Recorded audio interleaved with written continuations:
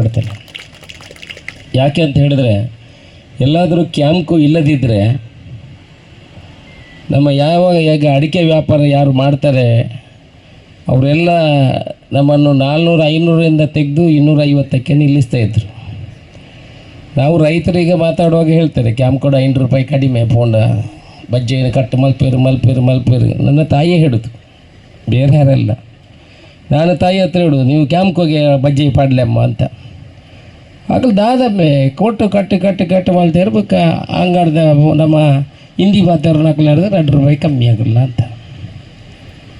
ಅದು ಏನಾಗಿದೆ ಅಂತ ಹೇಳಿದ್ರೆ, ನಮಗೆ ಆ ಥರ ಮನವರಿಕೆ ಆದರೆ ಆ 2 ರೂಪಾಯಿ ಕಮ್ಮಿದು ಸಂಸ್ಥೆಯಲ್ಲಿ ಇಲ್ಲದಂತಾದರೆ ಅದು 200 ರೂಪಾಯಿಗೇ ನಿಲ್ತಿತ್ತು ಇವತ್ತು ಅಡಿಕೆದು ದರ.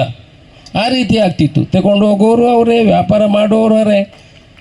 ಈ ಮಧ್ಯದಲ್ಲಿ ಕ್ಯಾಂಪ್ಕೋ ಬಂದದ್ರಿಂದ ಅವರಿಗೆ ಆ ಕಡೆ ಮೇಲೆ ದಲ್ಲಾಳಿಗಳಿಗೆ ಆ ಕಡೆ ಹೋಗ್ಲಿಕ್ಕೂ ಅಲ್ಲ, ಈ ಕಡೆ ಅದರ ಬೆಳೆಯನ್ನು ರೈತರಿಗೆ ಒಂದು ವ್ಯವಸ್ಥಿತವಾದ ಬೆಳೆಯನ್ನು ನಿರ್ಣಯ ಮಾಡಲಿಕ್ಕೆ ಬಹುಶಃ ಕ್ಯಾಂಪ್ಕೋ ಆಧಾರಿತವಾಗಿ ನಿಂತಿದೆ ಅಂತ ಹೇಳಲಿಕ್ಕೆ ನಾನು ಇಷ್ಟಪಡ್ತೇನೆ. ಸತೀಶ್ ಚಂದ್ರರು ಅವರು ಸಾಧಕ. ನಾನು ಅವರು ಇಲ್ಲಿ ಕೂತಿದ್ದಾರೆ, ಇವಾಗ ಅಧ್ಯಕ್ಷ ಆಗಿದ್ದಾರೆ ಅಂತ ನಾನು ಹೇಳೋದಲ್ಲ. ನಾನು ಹಿಂದೆ ನಾವು ಎಷ್ಟೋ ಸಲ ಡೆಲ್ಲಿಗೆ ಹೋಗಿ ಈ ಅಡಿಕೆ ಅದರಲ್ಲಿ ನಿಕೋಟಿನ್ ಇದೆ, ಅಡಿಕೆಗೆ ಬ್ಯಾನ್ ಮಾಡಬೇಕು ಅನ್ನೋ ಪರಿಸ್ಥಿತಿ ಬಂದಾಗ ನಾವು ಡೆಲ್ಲಿಗೆ ಹೋಗಿ ಎಷ್ಟೋ ಸಲ